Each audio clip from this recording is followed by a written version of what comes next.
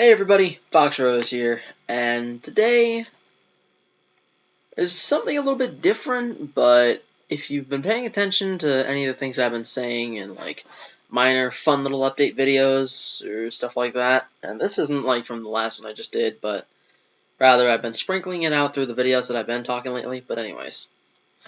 I sadly don't have the case for it, but I did just recently beat Disgaea 5 for the PS4.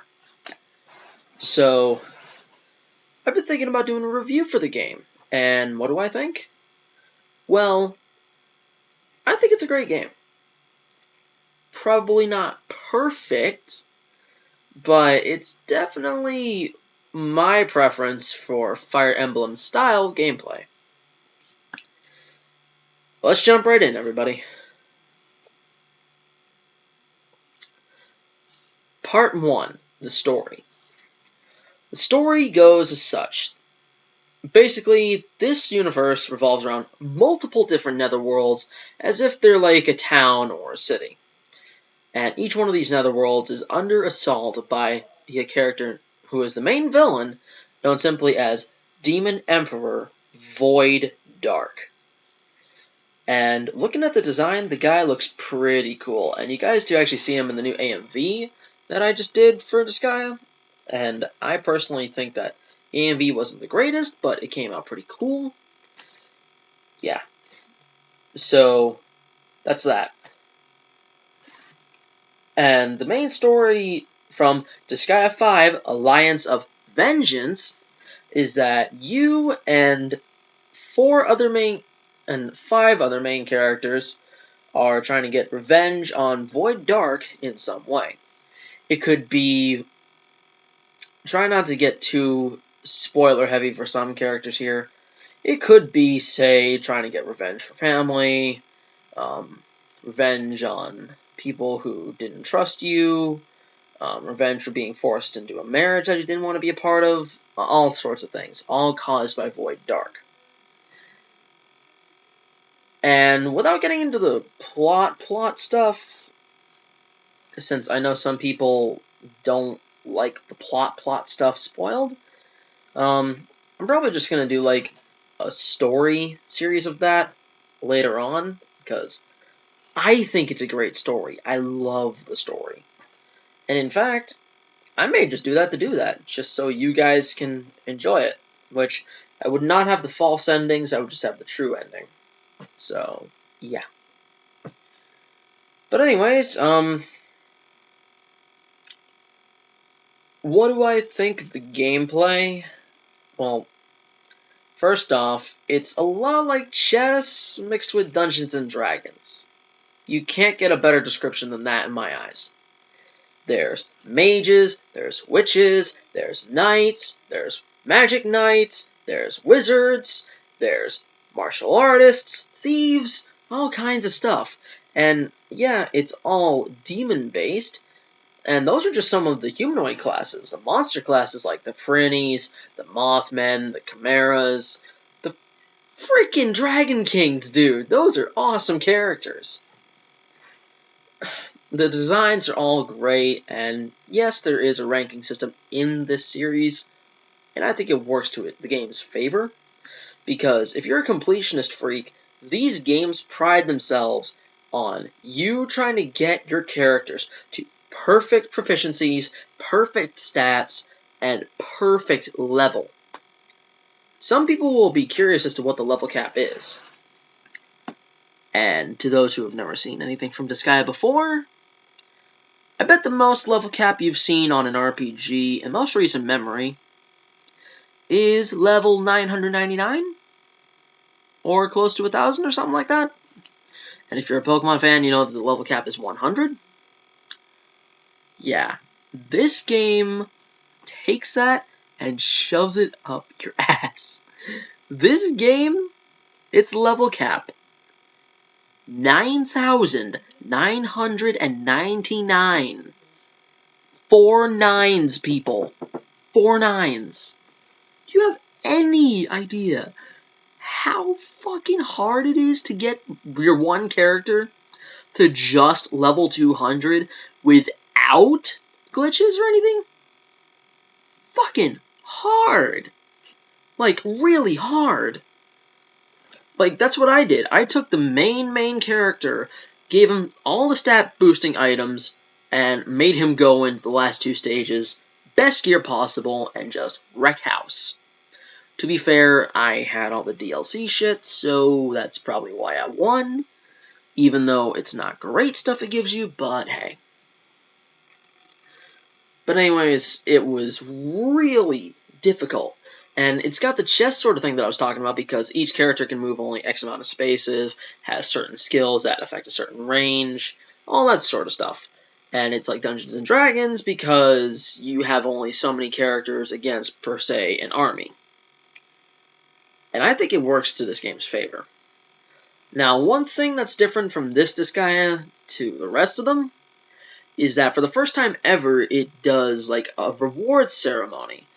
For those of you who've played Disgaea, and for those of you who haven't played Disgaea, you'll know that the system has what's called a bonus gauge, where it's a simple 0 to 9. 0 is just the first item you get, no matter what, but 9 is actually 10 items that you get out of bonuses, and depending on how high or how well you do in the battle, you get all those items or not. It all depends on how well you do.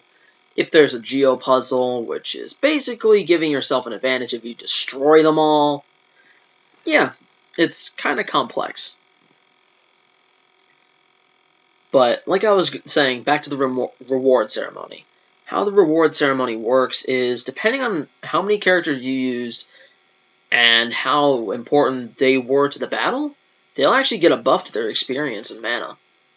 Which, mana is more like upgrading points and stuff like that, not actually leveling up, because experience points covers that, but you can actually level up your own skills in terms of power and stuff like that, but when you're actually leveling up your skills through battle, you actually can't make them stronger, you can only make them use less magic points, as I'm going to call it. So, yeah, it's definitely different than some stuff out there. And the sad thing that kind of bugs me whenever you have enough mana and you can upgrade a move is that it doubles the magic points used. Doubles. For those of you who are, like, super into the magic users, this is a pain. Because not only does it, like, double or even triple the cost for mana stuff, but fuck! If you're trying to increase all the range, all the power, it's not worth it half the time. It's not. It really isn't. And I'm sorry to sound like I'm complaining, but that's how it is. It really is how it is. But yeah, other than that, that's basically how that goes. And then as for character customization and stuff like that, you can pass bills in what is the Dark Assembly, which is essentially like a presidential meeting or a government meeting, whatever you want to call it, where they'll pass bills to let you do certain things. For instance, one of the DLC characters, who I'm going to call Volcanus, because some people haven't beaten Disgaea 4, has a small different thing where it only costs 10 mana, and she can switch between who she is currently as the Angel of Avarice, or become someone that is possibly related to her who was a nun. And it's really cool to see that kind of contrast, because they play so differently, but then there's also stuff like, I want to have more precise colors, where you can have exact color schemes of however the character you want to look like. Like, say, you don't like the color blue that they have. You can change the shade, you can make it brighter, you can make it darker. It's awesome like that. And that's one thing that this game, I believe, does differently, because the first game that actually involved changing the colors without it being like a rank-up system was actually Disgaea D2, the game right before this, which was for the 10th year anniversary, I believe? I don't know. But it's still pretty cool to see how far it's come along for that stuff, and I can't applaud it enough. Other than that, The characters have all different kinds of equipment they can use, which for humanoid characters they have, I want to say, 8 different weapon types. Let's see, there's fist, sword, spear, staff, bow, gun, axe. No, just 7. It's in Disgaea D2 where there's 8. But there's 7 different types of things for humanoid classes, and only 2 different kinds of things for monster classes, where it's physical weapons and magic weapons. And no, I'm not flipping you people off, I'm sorry. But everything that everyone does have is something called, it's not weaponry, but it's called equipment, or defensive items. And these items can range from all sorts of stuff. They can increase your HP, your magic points, attack, intelligence, accuracy, movement. Yeah, it's great to see it as it is, because it gives all different sorts of strategies, because you only have 3 item slots for your equipment. And depending on how you want to play, you have to choose what you sacrifice and what you take up, depending on the character's style of play. I personally stick to a system where it's treasure, HP item, SP item, or magic point item, whatever you want to call it now. And why is that? Because you get all those at the best tier possible from the nurse, and it works. It gives you same rarity bonus every time, and it buffs your stats incredibly high. And yes, that is how I beat Disgaea 5. I gave it all to Killia, put him at level 200. Yeah, I'm proud and not proud of that at the same time. You all can shun me however you like, I don't care. But one thing that made it a lot harder for me is the fact that I didn't use multiple characters on a map at once. Yeah, you heard me. I used 1 character per map until that character died. Yeah. Was it a pain in the ass? Oh, hell yeah. No question. Was it worth it in the end? Is that a trick question? I got so many people to level up so much quicker that way, instead of having them stick to teamwork stuff. It worked so much better. It was much more time effective, yes, but for what I was going for, and the fact that I didn't know that you could put classes onto the main characters to make their leveling up go faster, I did not know that. Yeah. So, needless to say, my experiences with that weren't exactly pleasant at some points, but hey. Now, how do I think of the presentation and music and stuff like that? Well, the music, dear God, the music is godly to me. Like, this is some of the best music I've ever heard in a turn-based RPG. I mean, yeah, it's chess-like. It's going to be turn-based. Like, there's no other way I can put it other than that. And the music is great. I loved the theme whenever you fought the Demon General Majorita. Void Dark's music was kind of cool, but nothing too memorable. I loved the main battle theme. That was really cool. The item world theme was really cool too. And dear God, just like the song that's going on, like when you're in the Pocket Netherworld, that is just relaxing. Like, no matter how you look at it, to me, that's incredibly relaxing. In fact, whenever I'm feeling stressed and nobody's around, I usually just pop that track on YouTube, and yeah, I like that track so much. But my favorite track out of all of Disgaea 5 has got to be the main intro. It's got to be the intro. Why is it my favorite? Have you heard the intro? Are you a Naruto fan at all? Are you a fucking Bleach, Fullmetal Alchemist, or Dragon Ball fan? As much as I don't want to admit that one. If you're a fan of any of those, you can see where I'm coming from. Stupid fucking... There we go. It's such great music. I cannot get over it. I'm not even joking. I'm serious. Dead serious. In fact, seriously, guys, stop watching this video and just go listen to the official song intro video. I don't care how you do it, just go do it. Pause the video and come back once you're done. You back? Okay. Now don't tell me, if you're a fan of rock music, that's not a good song. Even if you're not a fan of J-pop or anything like that, the music itself is good. You could kind of screw the lyrics, but damn, the song itself is pretty cool. And as for the art style, it's a chibi art style of, like, demons in an anime universe. That just sounds cool. I mean, look at some of the chibi stuff for fucking Yu Yu Hakusho.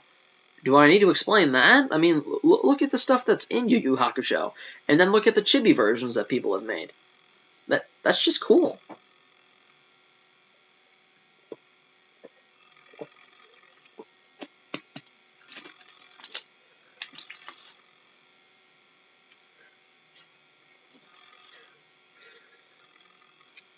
And the best thing that I love about it is the fact that it's got English and Japanese voice actors in it. So if you don't like dub, you can listen to sub. If you don't like sub, you can listen to the dub.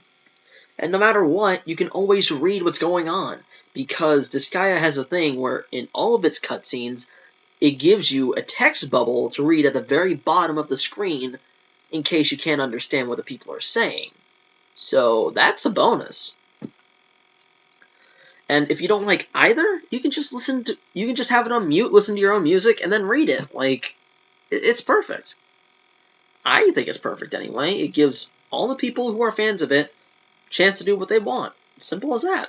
And that's been tried and true since the original game. Yeah. I think it's great. And now, final tally. What do I think of Disgaea 5 Alliance of Vengeance? Well, for my rating, if I had to go for out of 10 rating, I would have to say that Disgaea 5 deserves a 9 out of 10. This game was near perfect for me, but the only thing that annoyed the hell out of me was grinding. I love to grind in games, but this game took it to a whole new level. And if it weren't for that, I might have enjoyed the game a lot more. I mean, there are very, very certain maps in all Disgaea games that suck beyond belief. If you A, don't grind, B, don't have the proper abilities, and C, haven't prepared for it at all. And that was me for most of the time for all my levels the first time. Yeah, was not a pleasant experience. But other than that, I think it's a great game, and if you've got a few extra bucks and you find it used in the game store, pick it up. It's a great game, only for PS4 right now, but the Season Pass, holy shit, it's worth buying it, because you get up to 20 to 25 main cast characters that have been throughout all of the Disgaea franchise. You get Cicely, Laharl, Adele, Valvatores, Fenric, Martina, Emizel, Desco, Fuka, Rasbarrel, Almaz, Sapphire, Rosalind, Axel.